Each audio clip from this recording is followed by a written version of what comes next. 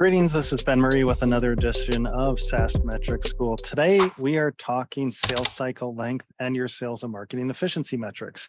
It's really important to consider your average sales cycle length when we're calculating our sales and marketing efficiency metric. This question comes up all the time in my SaaS Metrics course and in my coaching sessions. And if we get this wrong, it's of course going to skew all of our efficiency metrics calculations.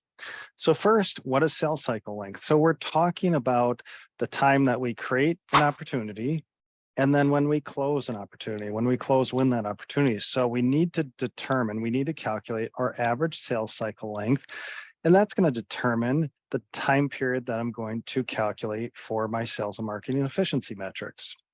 So one thing, if you are low price point, high volume business, and you don't have close won opportunities, you don't have that outbound sales motion where you need a CRM, then this is really not as applicable. Then I'm going to calculate my sales and marketing efficiency on a 1 month period of measurement and then on a trailing 3 month period of measurement.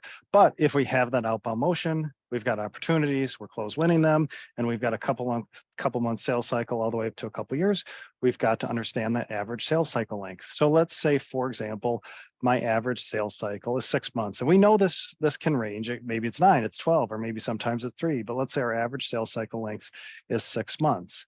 Then when I calculate, say, for example, cost of ARR, I'm going to take the trailing 6 months of net new ARR and the trailing 6 months of sales and marketing expense. I'm going to do that every month on a rolling basis. So that's what I mean by applying the sales cycle length to the period of measurement when we're calculating our sales and marketing efficiency metrics.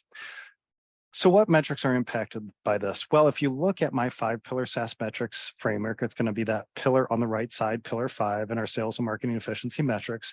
So this is going to impact CAC, which will impact CAC payback period, which will impact the cost of ARR. So we've got to get this right. Otherwise, our metrics will be off. And in my forecast model, I set up my sales and marketing efficiency metrics calculations to calculate on a 1 month basis, a trailing 3 month, a trailing 6, and a trailing 12. And you'll see convergence in that data, in those metrics calculations based on sales cycle length. You'll see if you've got a longer sales cycle, of course, the 1 month calculation will be just too volatile. Sometimes the trailing 12 will just smooth it out too much. So you'll see convergence in that data. So out of the box, I calculated all different trailing X month basis, and then I line it up to my average sales cycle. So again, with your sales and marketing efficiency metrics, don't forget to adjust for sales cycle length. And I hope you enjoyed this edition of SaaS Metrics School.